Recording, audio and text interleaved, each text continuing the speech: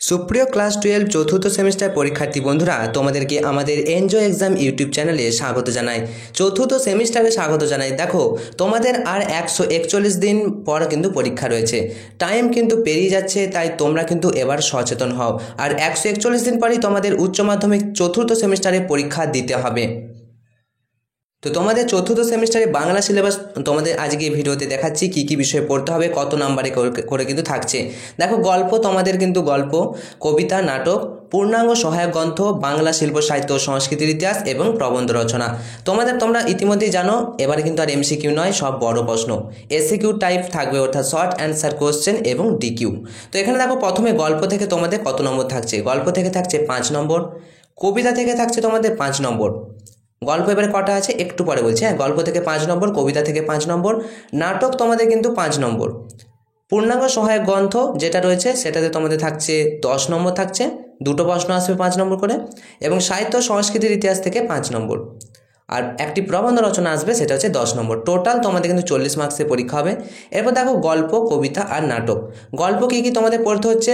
প্রথমে দেখো হচ্ছে হলুদ পড়া, লিখেছেন মানিক বন্দ্যোপাধ্যায়। হারুন সালেমের মাসি মহাশ্বেতা দেবী। প্রার্থনা রবীন্দ্রনাথ ঠাকুরের প্রার্থনা, এই গল্প এটি তোমাদের পড়তে হচ্ছে কবিতা হিসেবে। এছাড়া কী আছে দেখো, তিমির হননের গান, এটা হচ্ছে জীবনানন্দ দাশের লেখা। কেন এলো না সুভাষ মুখোপাধ্যায়। তাহলে তোমাদের দুটো গল্প পড়তে হচ্ছে। দুটো গল্প পড়লে তোমরা 5 নাম্বার পাবে, প্লাস কবিতা পড়তে হচ্ছে কটা, 3টি কবিতা পড়লে তোমাদের থাকছে কত নম্বর, কবিতা থেকেও 5 নম্বর। আর রয়েছে তোমাদের নানা রঙের দিন নাটক, এটা পুরনো সিলেবাসেও ছিল। নানা রঙের দিন এই নাটকটি অজিতেশ বন্দ্যোপাধ্যায়ের লেখা। এরপর তোমাদের একটা পড়তে হচ্ছে রবীন্দ্রনাথ ঠাকুরের সম্পূর্ণ এই ডাকঘর, একটি সুন্দর একটি নাটক, ছোট্ট একটি ছেলের নাটক ডাকঘর, খুব ভালো। তো পূর্ণাঙ্গ সহায়ক গ্রন্থ, এটা রবীন্দ্রনাথ ঠাকুরের লেখা, এটা তোমাদের পড়তে হবে। এরপর দেখো, বাংলা শিল্প সাহিত্য সংস্কৃতির ইতিহাস থেকে তোমরা আগে গানের ইতিহাস পড়েছো, এখন তোমাদের পড়তে হচ্ছে চিত্রকলার ইতিহাস। ঠিক আছে, বাংলা চিত্রকলার ইতিহাস আর চলচ্চিত্রের ইতিহাস, সব বড় প্রশ্ন। তো বড় প্রশ্ন, অসুবিধা হবে না। এবার দেখো, প্রবন্ধ রচনা কীরকম প্রবন্ধ আসবে। কোনো একটি বিষয়ের কোনো একজন লেখকের লেখার একটি অংশ দেওয়া থাকবে। এবার প্রদত্ত অনুচ্ছেদ দিয়ে হচ্ছে মূল রচনা, প্রস্তাবনা বা ভূমিকা।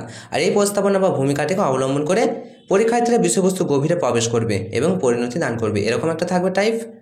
একটি প্রশ্নে কোনো একটি বিষয়ে নানা ধরনের সূত্র ও তথ্য দেওয়া থাকবে, সেগুলিকে ব্যবহার করে পরীক্ষার্থীরা রচনাটি গড়ে তুলবে, এরকম টাইপের কিন্তু পরীক্ষা প্রবন্ধ রচনা তোমাদের আসতে চলেছে। তো বুঝতে পেরেছো, তোমরা এটা স্ক্রিনশট নেওয়া যাবে না অবশ্য, তো দেখে নাও তোমরা ভালো করে। তো এই ছিল তোমাদের সিলেবাস, সম্পূর্ণ সিলেবাস তোমাদেরকে বললাম। খুব শীঘ্রই বাংলার সাজেশন কিন্তু নিয়ে আসছি। তো অবশ্যই আমাদের চ্যানেলে নতুন হলে চ্যানেলটি সাবস্ক্রাইব করে পাশে থাকা নোটিফিকেশন অল সিলেক্ট করে রাখো। প্রথম থেকে পড়ার জন্য প্রথম থেকে তোমরা ভালো করে প্র্যাকটিস করো, বিকজ প্র্যাকটিস ম্যাক্সিমাম পারফেক্ট। যত প্র্যাকটিস করবে তত তোমরা পারফেক্ট হবে। তো বাংলা প্রশ্ন উত্তর সহ আমাদের ভিডিও আসছে, অবশ্যই চ্যানেলটি সাবস্ক্রাইব করো, বন্ধুদেরকে ভিডিওটা একটু শেয়ার করে দাও। Enjoy exam, all the best. চলো, আজকের মতো ভিডিওটা এখানেই শেষ করছি।